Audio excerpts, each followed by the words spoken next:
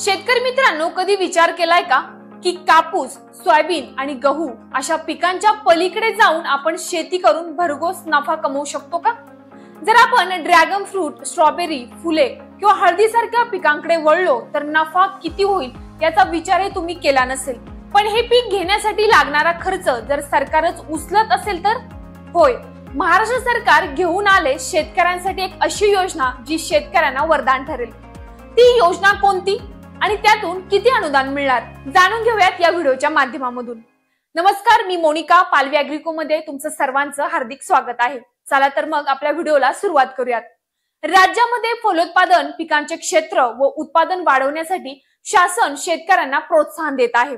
या अनुषंगाने कृषी समृद्धी योजनेअंतर्गत एकात्मिक फलोत्पादन विकास अभियानाच्या माध्यमातून विविध घटकांसाठी अनुदान देण्यात येणार आहे.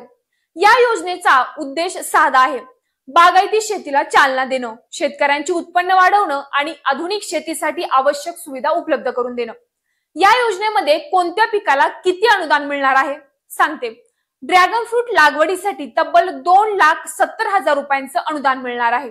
तर स्ट्रॉबेरीसाठी 80,000 रुपये, फुल पिकांमध्ये दांड्याच्या फुलांसाठी 50,000, कंदवर्गीय फुलांसाठी 1,00,000, मसाला पिकांसाठी 20,000, आले हळदीसाठी 80,000, औषधी व सुगंधी वनस्पतींसाठी 60,000 आणि संत्रा बागेच्या पुनर्जीवनासाठी 24,000 रुपये इतकं अनुदान मिळणार आहे. याशिवाय योजनेत संरचना घटकांवरही अनुदान मिळणार आहे. सामूहिक शेततळ्यांना खर्च मापदंडाच्या 75% अनुदान, तर शेतकरी शेततळे अस्तरीकरण, हरितगृह, शेडनेट गृह, प्लास्टिक, मल्चिंग, पॅक हाऊस, कांदा चाळ यासाठी 50% अनुदान दिले जाणार आहे. संकलन केंद्र, पूर्व शीतकरण गृह, शीतखोली, प्राथमिक प्रक्रिया केंद्र आणि एकात्मिक शीत साखळी यांसाठी 35% अनुदान मिळू शकतं. पण मित्रांनो, हे अनुदान मिळवण्यासाठी काही अटी आहेत. सर्वात महत्वाचं म्हणजे या योजनेचा अर्ज करण्यासाठी तुमच्याकडे लागवडीसाठी योग्य जमीन असावी आणि खर्चाचा अंदाज व प्रकल्पाची माहिती जोडून अर्ज करावा लागतो. अर्ज करण्याची प्रक्रिया बहुतेक वेळा ऑनलाईन असते.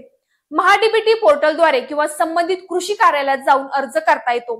प्रकल्प पूर्ण झाल्यावर कृषी विभागाकडून तपासणी केली जाते. त्यानंतर अनुदानाची रक्कम दिली जाते.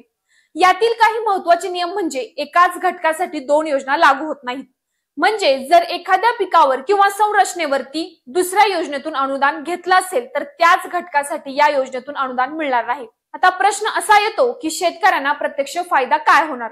तर पहिली गोष्ट म्हणजे अनुदानामुळे प्रारंभीचा आर्थिक भार कमी होतो आणि दुसरी गोष्ट म्हणजे या योजनेमुळे शेतकरी आधुनिक शेतीकडे वळतो, जसे की शेडनेट, प्लास्टिक मल्चिंग, शीतसाखळी सुविधा. यामुळे उत्पादनाची गुणवत्ता टिकते आणि बाजारामध्ये चांगला भाव मिळण्यास मदत होते. म्हणूनच शेतकरी मित्रांनो, जर तुम्हाला देखील ड्रॅगन फ्रूट, स्ट्रॉबेरी, आले, हळद, फुले किंवा औषधी वनस्पती यांसारख्या पिकांमध्ये गुंतवणूक करायची असेल तर ही योजना तुमच्यासाठी फायदेशीर ठरू शकते. योग्य वेळी अर्ज करा, आवश्यक कागदपत्रे तयार ठेवा आणि कृषी अधिकाऱ्यांशी संपर्क ठेवा. कृषी समृद्धी योजनेतील अनुदान ही शेतकऱ्यांसाठी एक मोठी संधी आहे. या संधीचा फायदा घेतला तर नफा आणि शेतीचा विकास दोन्ही गोष्टी साध्य होतात. बाकी हा व्हिडिओ तुम्हाला कसा वाटला आम्हाला कमेंटद्वारे नक्कीच कळवा. तसंच या व्हिडिओला लाईक करा, आपल्या पालवी अॅग्रिको चॅनलला सबस्क्राईब करा आणि बाकी इतर शेतकरी बांधवांना देखील ही माहिती जरूर पोहोचवा. धन्यवाद.